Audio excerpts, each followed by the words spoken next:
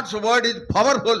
దేవుని వాక్యము శక్తివంతమైంది. We have that in Hebrews chapter 4 verse 12. Hebrew 4:14 మాట It రాయబడిందండి. can penetrate into our hearts. అది మన హృదయాంతరములు దొచ్చుకొని పోతుంది. అది Convicts us. అది మన హృదయంలో చొచ్చుకొని పోతుంది. If you are convicted, ఒకవేళ నువ్వు ఒప్పించబడితే, those people when Peter gave the word, as we find in Acts chapter 2 verse 14 onward, they were convicted and said, men and brethren, what shall we do?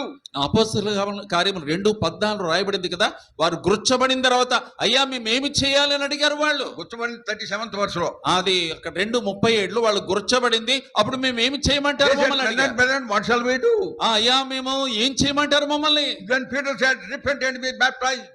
అప్పుడు పేతురు అన్నాడు కదా, ఇదిగో మీరు మారు మనసు పొంది బాప్టిజం తీసుకోండి అన్నాడు. లగ్భగ్ అంటే సుమారు 300 souls were saved. 3,000 souls. ఆ దినాన్ని ఇంచుమించు 3,000 మంది సంఘములో చేర్చబడ్డారు. And they continued steadfastly in apostles' doctrine, fellowship, breaking of bread and in prayer. వారు తర్వాత ఏం చేశారంటే అపోస్తలుల బోధ, సహవాసం, రొట్టె విరిచట, ప్రార్థనలో ఎడతెక్కడ కొనసాగారు. So that's how they could turn the world upside down. అలాగని వారు భూమిని తలకిందులు చేసేశారు. Now world is turning us upside down. ఇప్పుడు మనల్ని లోకం మనల్ని తలకిందులు చేసేస్తాం. That is what is happening everywhere. అది ఇప్పుడు దినాలలో జరిగిపోతాం. You have to acknowledge the power of the word. చూడండి, దేవుని వాక్యం తాలూకు శక్తిని మనం గమనించుకోవాలా. Now we have in Isaiah chapter 2 verse 3.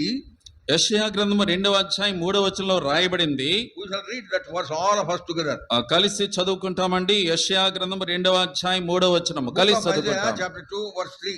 యెషయా 2:3 కలిసి చదువుకుంటాం. And many people shall go. ఆ కాలమున సియోనులో నుండి ధర్మశాస్త్రము, యెరూషలేము నుండి యెహోవాకు బయలు వెళ్ళును.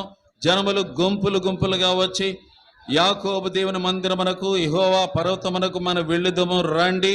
ఆయన తన మార్గముల విషయమై మనకు బోధించును, మనం ఆయన త్రోవలో నడుతము అని చెప్పుకొందురు. Come ye and let us go up to the mountain of the Lord. కాబట్టి రండి, మనం యెహోవా పర్వతమునకు పోవుదాము.